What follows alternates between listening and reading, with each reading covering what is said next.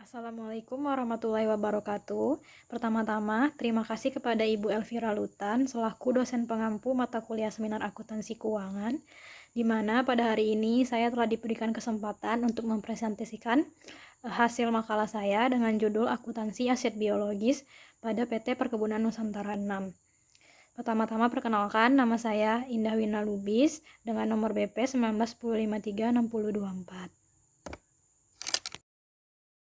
Baiklah, pada kesempatan kali ini saya akan membahas 3 poin utama, yaitu yang pertama itu tentang bab 1 pendahuluan, di mana di dalamnya akan membahas tentang latar belakang dan rumusan masalah.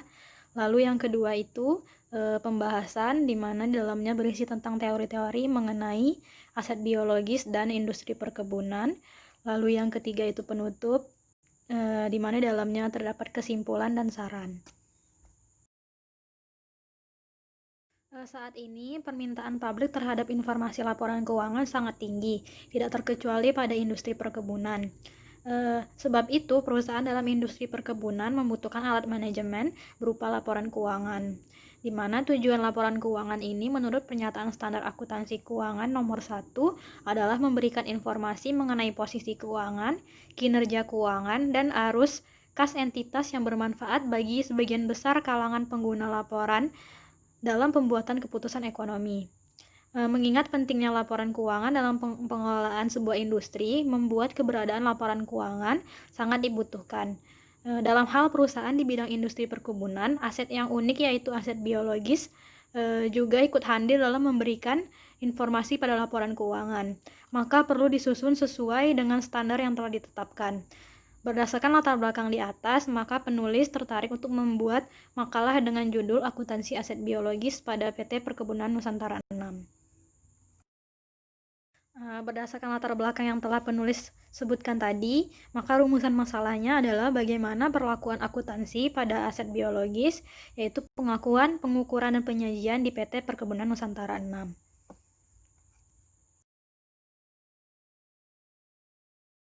Baiklah, kita masuk kepada pembahasan bab 2, yaitu yang pertama itu definisi aset.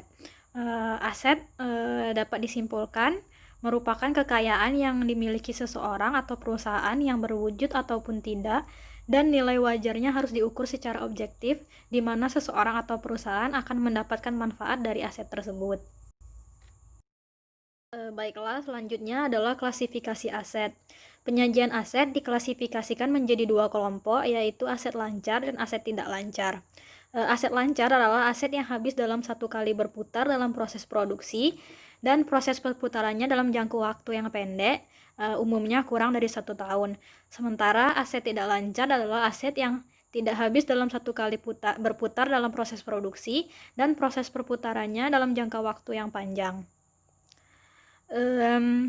Contoh dari aset lancar ini adalah kas, persediaan, piutang usaha, dan yang lain-lain. Sementara contoh dari aset tidak lancar ini adalah investasi jangka panjang, aset tetap, aset tak berwujud, dan lain-lain. Selanjutnya yaitu mengenai aset biologis.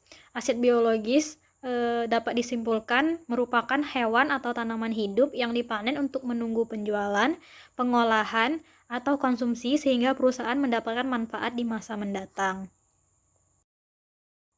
Lalu, pembahasan selanjutnya mengenai transformasi aset biologis, di mana ada beberapa karakteristik khusus yang membedakan aset biologis dengan aset lainnya, yaitu bahwa aset biologis mengalami transformasi biologis.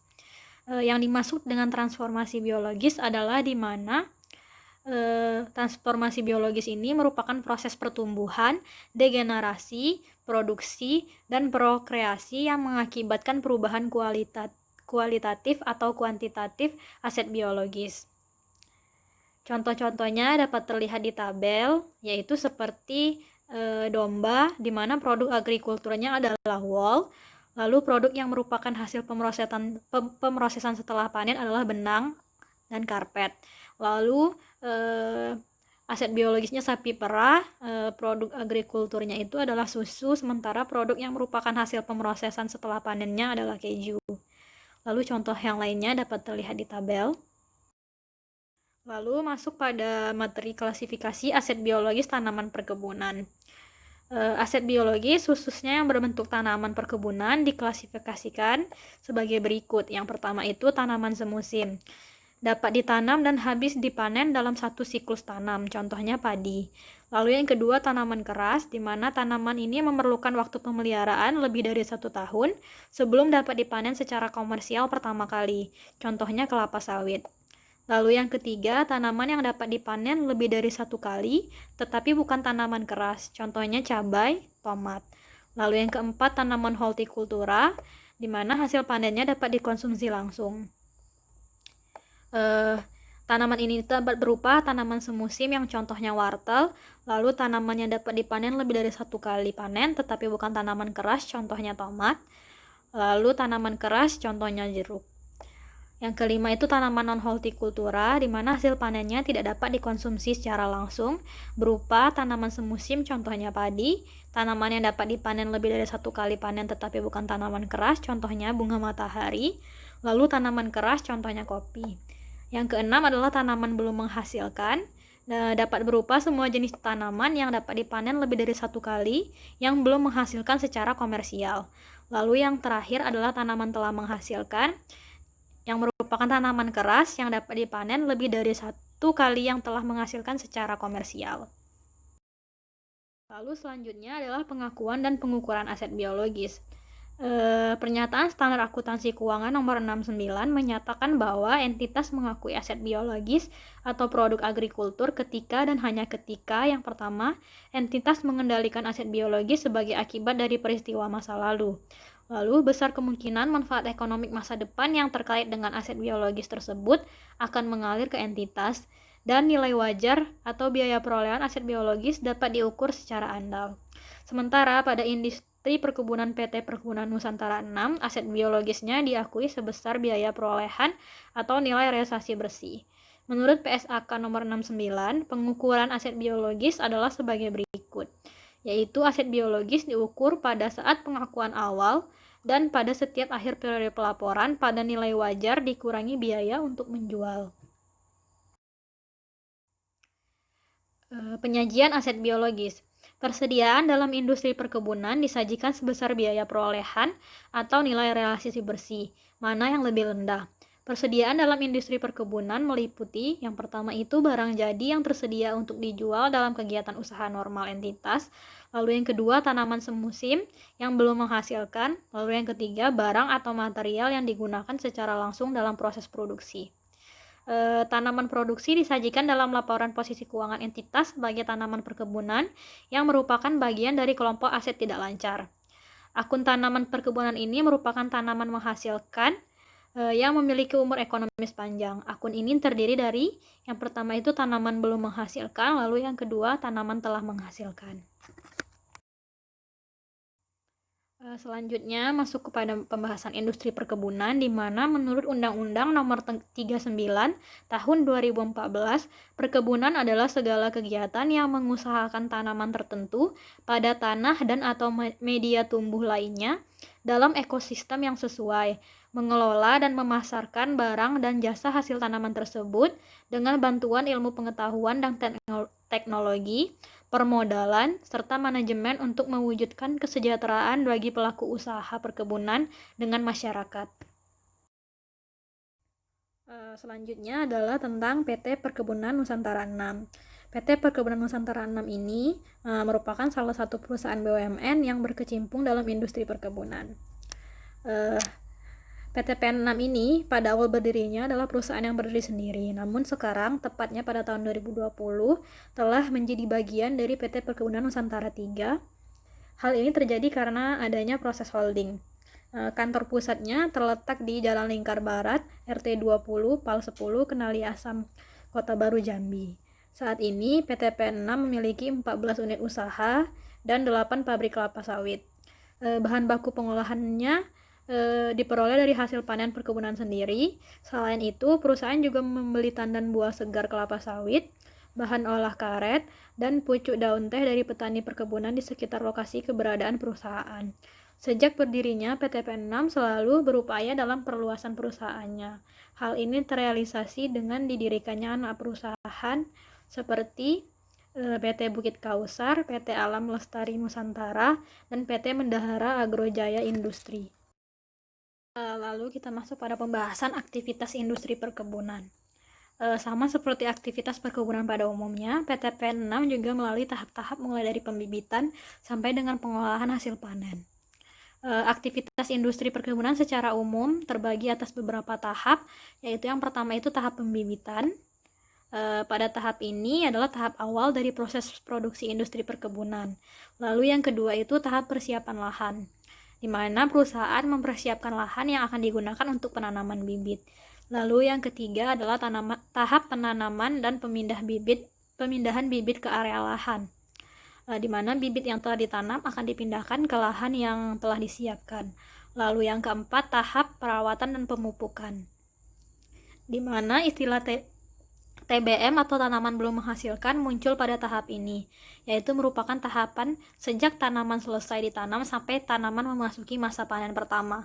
Lalu yang kelima adalah panen dan penanganan hasil panen, di mana tanaman belum menghasilkan telah tumbuh menjadi tanaman telah menghasilkan sehingga dilakukan pemanenan. Lalu yang keenam, tahap pengolahan hasil. Setelah dipanen, maka proses selanjutnya adalah mengolah hasil panen. Standar akuntansi keuangan industri perkebunan. Semakin berkembangnya perusahaan di bidang agrikultur menyebabkan keluarnya Pedoman Akuntansi Perkebunan BUMN tahun 2011, di mana pedoman ini menjadi pedoman penyusunan laporan keuangan bagi industri terkait, yaitu PT Perkebunan Nusantara dan PT Raja Wali Perkebunan Indonesia. Lalu pedoman akuntansi ini memang bukan merupakan produk langsung dari Dewan Standar Akuntansi Keuangan, karena produk langsung dari Dewan Standar Akuntansi Keuangan adalah Pernyataan Standar Akuntansi Keuangan. Pedoman akuntansi ini merupakan produk dari regulator dan asosiasi industri yang bersangkutan. Persediaan menurut Pedoman Akuntansi Perkebunan BUMN adalah yang pertama itu aset yang tersedia untuk dijual dalam kegiatan usaha normal, lalu yang kedua aset dalam proses produksi atau dalam perjalanan, lalu yang ketiga aset yang tersedia dalam bentuk bahan atau perlengkapan untuk digunakan dalam pemberian pelayanan, proses produksi, dan mendukung kegiatan administratif. Baiklah, kita masuk pada bab terakhir yaitu penutup. Yang pertama akan saya bahas mengenai kesimpulan, di mana yang pertama aset biologis atau produk agrikultur diakui ketika dan hanya ketika entitas mengendalikan aset biologis sebagai akibat dari peristiwa masa lalu. Yang kedua, besar kemungkinan manfaat ekonomi masa depan yang terkait dengan aset biologis akan mengalir ke entitas. Lalu nilai wajar atau biaya perolehan aset biologis dapat diukur secara andal. Kesimpulan yang kedua adalah aset biologis diukur pada saat pengakuan awal dan pada setiap akhir periode pelaporan pada nilai wajar dikurangi biaya untuk menjual. Namun pada persediaan dalam industri perkebunan disajikan sebesar biaya perolehan atau nilai relasi bersih, mana yang lebih rendah.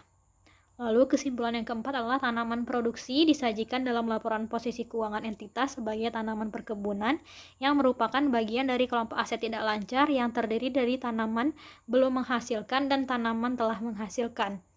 Lalu yang kelima, kegiatan industri perkebunan pada umumnya dapat digolongkan menjadi pembibitan dan penanaman, yaitu proses pengelolaan bibit tanaman agar siap untuk ditanam dan diikuti dengan proses penanaman, pemeliharaan berupa pemeliharaan tanaman melalui proses pertumbuhan dan pemupukan hingga dapat menghasilkan produk, pemungutan hasil yaitu proses pengambilan atau panen atau produksi tanaman untuk kemudian dijual atau dibibitkan kembali, lalu pengemasan dan pemasaran yaitu proses lebih lanjut yang dibutuhkan agar produk tersebut siap dijual.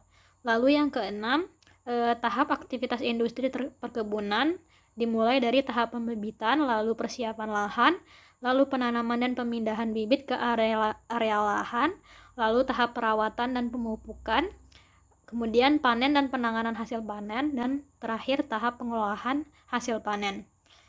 Lalu kesimpulan yang terakhir adalah standar akuntansi keuangan untuk industri perkebunan yaitu IAS nomor 41, lalu PSAK 69, Pedoman Akuntansi Perkebunan BUMN, dan PSAK nomor 14. Baiklah, saran yang dapat penulis kemukakan di sini adalah di mana perusahaan dalam industri perkebunan diharapkan dapat meningkatkan kualitas informasi laporan keuangannya, khususnya pada aset biologisnya. Sementara untuk PT Perkebunan Nusantara 6 diharapkan dapat mulai belajar menggunakan perhitungan nilai wajar sesuai dengan ketentuan IAS 41 dan PSAK 69. Baiklah, sekian presentasi dari saya dengan judul makalah Akuntansi Aset Biologis pada PT Perkebunan Nusantara 6.